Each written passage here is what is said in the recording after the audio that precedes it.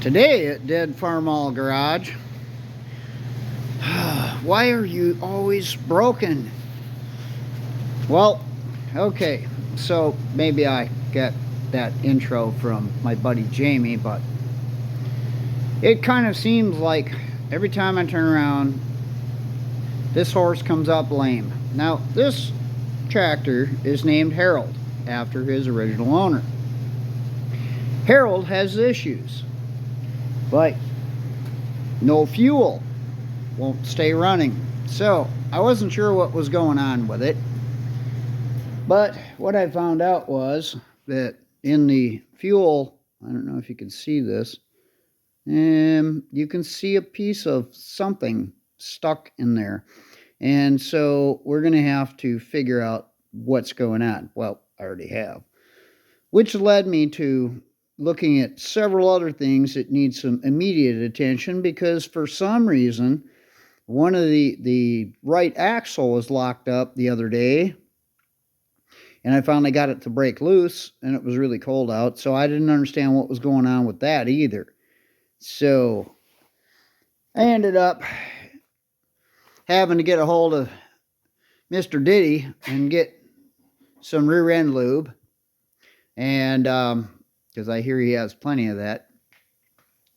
And I put 5 gallons of lube in the transmission, which I didn't realize it was that far off. And then I thought, well, maybe I should check the oil, because I haven't checked it in a while. As a matter of fact, I can't even remember when I checked it. So if you can't remember when you checked the oil, you should probably check your oil. So it came up with a very clean stick. So considering this holds 9 quarts of oil, and hopefully I can get that to sit there, I figured, well, I'll just do an oil change. So I picked up the stuff to go do an oil change on it, and want to wire some lights in there too, because I'm tired of no backup lights, and I want to get some LEDs and mount them there, but I haven't found the ones I want yet. I want lighting, and I want lighting underneath the tractor, so I took the stock lights, which are really useless anyway, and turned them straight down, and that made a unique difference on it. Sheds light on the ground. So the good thing is if I'm coming up on something that I could run over with my tires, I can see it. I think I can see underneath the tractor, and maybe I should put LEDs in there too. That would be great. But found more problems. Okay, so what I found, I have to climb up here, and I don't know, without light you can't see what's going on here, so we'll provide some lampage. Well, let's see. So focus, there we go. You see all that grit and crap? There's some scale rust there, but there's some grit and crap, and it looks like an old gasket from the cap, actually. But there's a little bit of gas left in there. Yeah, I've left this open so it would evaporate, and it's done a pretty good job so far. But I thought I would show you guys how to make a neat little trick or tool if you've got a little bit of gasoline down there and you want to suck that stuff out. Now, I will tell you that I have actually seen people use a vacuum cleaner with some fuel in there. That's just a really stupid idea, because those fumes can explode because of the electric motor in the vacuum, not just because of the output of it. And if you ever do anything like that, like sucking this out, which I will use a vacuum after this is completely dried, no fumes. Fumes are not your friend.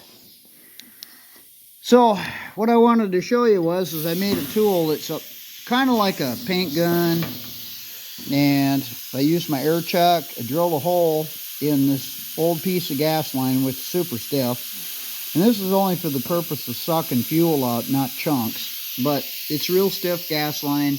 It's very straight with some old fuel line laying around the farm. And so I decided to use that for this purpose. Now what I did here is this is actually going to create suction through here. When I pull this trigger, it's a vacuum based suction. Now this is the same as the pickup like in that bead blaster over there. That is a suction type, or like a cup paint gun where it uses suction past a venturi. So that's basically what we're creating here, and this will evacuate that very small amount of gas. Of course, it's going to spray all over. So you don't want to have a whole lot of that. And you can try to capture that as it comes out, but you probably won't. You just want to do it in an area where whatever comes out of here isn't going to affect anything else. Preferably outside. I'm not sure how you could go about capturing it, because the air coming out of here is going to be quite a bit. So it just makes a mess. But it's a way to get a very, very teeny amount of gasoline out of there so it can dry out really good. And then you can go in, once it's dried and the fumes are gone, you can go in with an attachment on the vacuum. Actually, I use another piece of hose.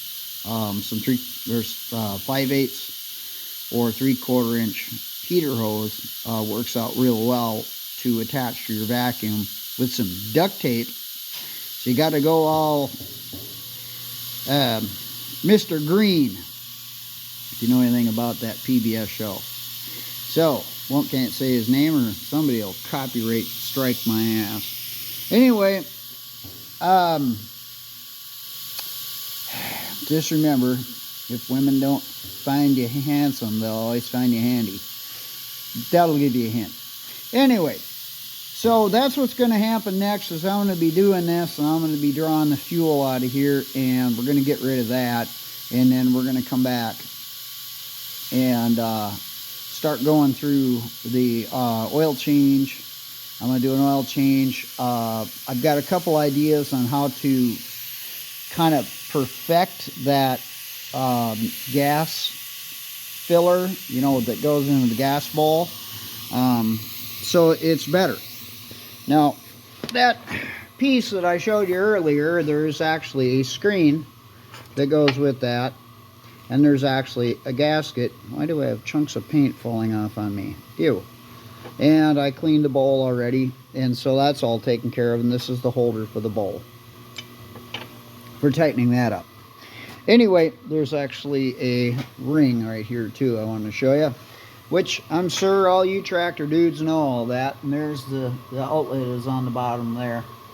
So what I'm going to do, and if it'll work, I was at the case dealer when I picked up the filter and these little gaskets for this, because this one's bad, as you can see. I picked up new gaskets. These, I wanted some around here just because I have other tractors. And there's two different sizes, smaller one and a bigger one. So this is like the 504 and possibly H or M or whatever that way. And this is for the 706 gas and 656 gas, and several tractors, gas tractors with the 6-cylinder. So back to this. Case sells a Case sells a deal that pushes into this, but the one that they sell is too small, and it's got a screen on it. It's just like the one you'd find on like a snowmobile fuel tank. Well, that gave me an idea, because I have those here for when we work on snowmobiles and put new fuel lines in the fuel tank, because there's always crap in the bottom of snowmobile fuel tanks, so we replace them with the screened one. But that has hose barbs on it, so I don't even know if that's going to fit in here, but I was thinking, pretty cool hack. Now, I have no idea how I'm going to get these chunks of crap out of here so this will flow fuel, because I tried to blow fuel through this and you can't blow through it. So it's packed in there really tight. As a matter of fact, it took like 4 hours to drain out like a gallon of gas that was left in there. It was incredibly slow. So that's where we're headed on the farmall, and we're going to do an oil change, and this is where the oil filter is located, and it's canister type. So that filter, that you basically, you take this off, take this nut loose, and you take this off, and that canister filter that you saw in my toolbox goes inside of here. I do really want to do a full tune-up on this thing. I just haven't taken the time to order plugs, plug wires, cap. Well, you've seen in an earlier video how bad the plugs were at one point, which I may choose to pull them back out and recheck them and see how they're doing.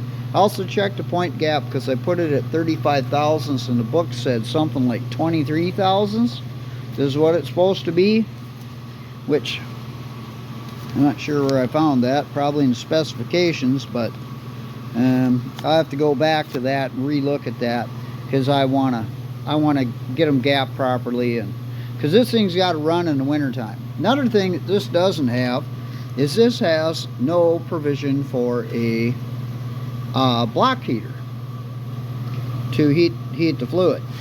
Now, this is also, Harold's being an old man and has a bladder control problem, so I found out I actually have a radiator leak.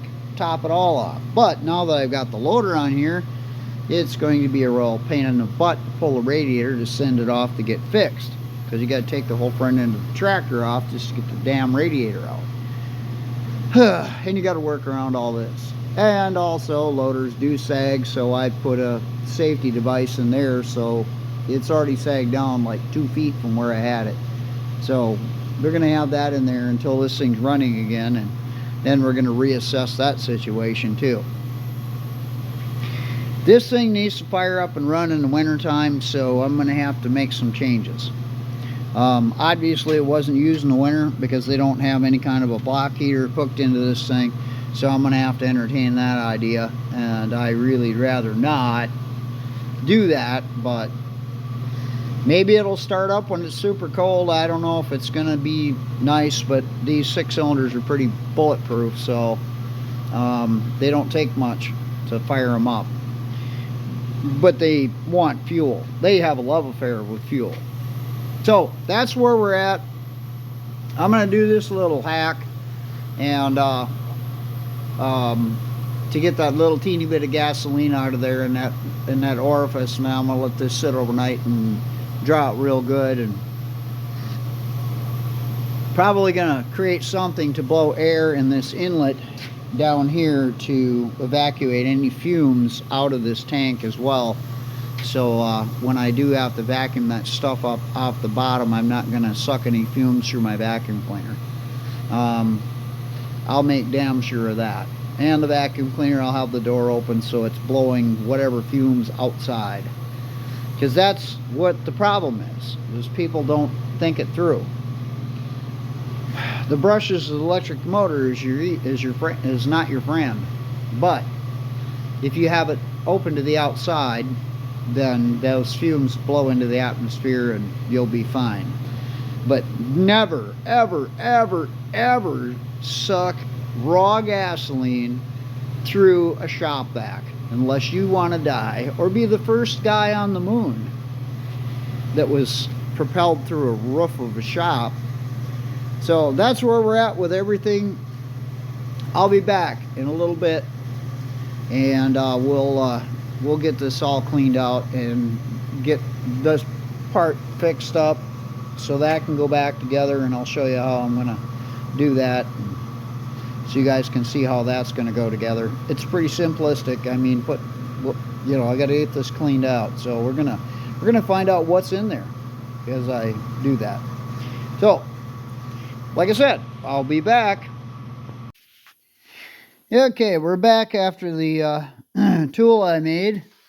I just wanted to show you if I can get my camera to do things, and turn on my light here.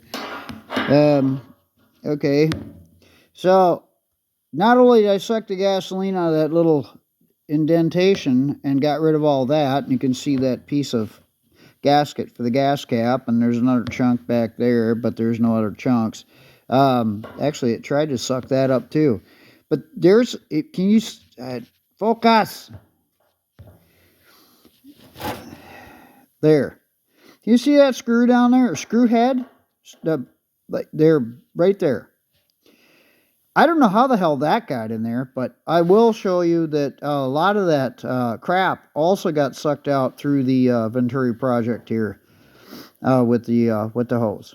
So that just made my life a whole lot easier. I could probably get by with just sucking those two things out of there and sucking up that screw head, because why in the hell is that in there?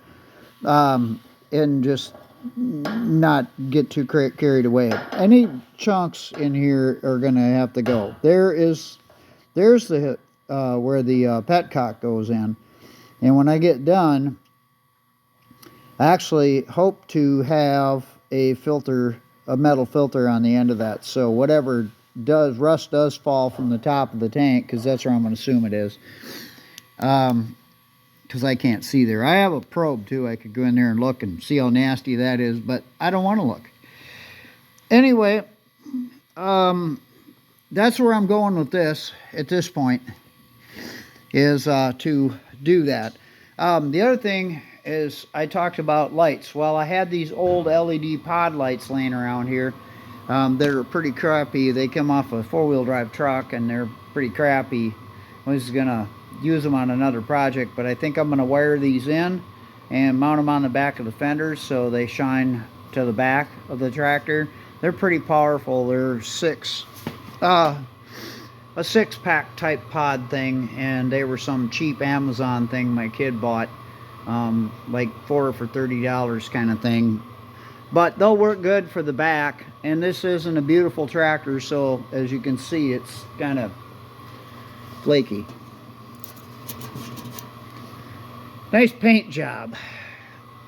I'm sure it was wonderful when they sprayed it on here without doing anything but pressure washing it. I've seen so many people paint these tractors, just take them out, pressure wash them, go buy farm paint and blast the things, and they look great from 60 feet. I don't do that. If I'm going to restore something, I'm going to take it all apart. When I do my farmall H, that'll be really a story. Anyway, I'm going to let you go on this whole thing. I'll be back after a while. We're going to start doing some of the maintenance with the oil change and see what kind of wonderful crap comes out of there, because again, it's a case of I don't want to see. As for the rear end bearing locking up, I talked to some people about that too, and they're thinking it's the inner carrier bearing, and they're hoping that there's nothing floating around in this rear end like a chunk of metal from a gear. And considering this park pawl in this thing doesn't work very well, I'm kind of afraid that there might be a piece of metal in this transmission. But they also told me that you got to take the top of the transmission off to get to that thing. So basically this floor comes off, and I don't know how far you have to go to get there from here. I've never done that before. If somebody has, maybe want to, and has replaced the park, may want to kind of clue me in on what the way to do it, because that's another job I just plain simple don't want to do, because I don't want to tear this whole thing down, because I know it'll end up being a wee more. And you know what? You shut it off, leave it in gear, it's fine. Or just leave it on the flat. It's not going to go anywhere. It won't go anywhere. This is my new parking pawl. This thing, you put this thing in the ground, that tractor ain't moving. Trust me. Another thing I noted too, last time I was out and about, you remember I did the front axle on the other side. I put a new axle in it, modified the hell out of it, because it came defective, and that company blew me off, by the way, so I'm not very happy with the company that's associated with yesterday's tractor. Just saying. I told them they sent me a defective part. They didn't send me a new part. They just, after emails and sending them pictures of the unwelded portion of this axle, they blew me off, so I'm not very happy with them. And the gal I talked to, she's just not even responding, you know, back. So I don't know what the hell's going on with them. But what I wanted to bring up here was every single one of these bolts is junk. These 3 bolts on this axle It's not pinching the axle the way it's supposed to. These are as tight as they can go. My impact wrench wouldn't take them any tighter. So this axle rotates like this. So that hole's probably oblonged. And this thing is designed, with that crack there, is designed to pinch this thing so this thing don't move. Well, it's moving. I heard a clunk in the front end and I just didn't know what the hell it was. I thought it was a bucket shifting around. So that's not good. So I'm going to be looking into that too. Oh, yeah, one other thing. As I'm looking around at every single freaking grease zerk on this tractor, it looks to me like nothing has been greased on this thing ever. Hello, Mercury. So there's a lot of zerks. Let's see, where in the hell? Oh, like, for instance, there's a zerk right there. Well, I don't see any grease in there. You know, so maintenance on poor old Harold here has been at a lull for a really long time. So we're going to start making a list of everything that needs to have some attention done to it. And we're going to try to get through all that. Let's see what else. There was something else I was going to talk about, but I cannot remember. The carburetor seems to work fine and dandy. And that's where you fill the oil, by the way. And where your dipstick goes. And I can easily put the dipstick in there and pull it back out, and it would be just as dry and clean as it was before. So this also holds according to the book, holds 9 quarts of oil. So we have O'Reilly's oil, and I'm going to 520 so that it's lighter weight oil for the winter use, and then I'll change the oil again in the spring.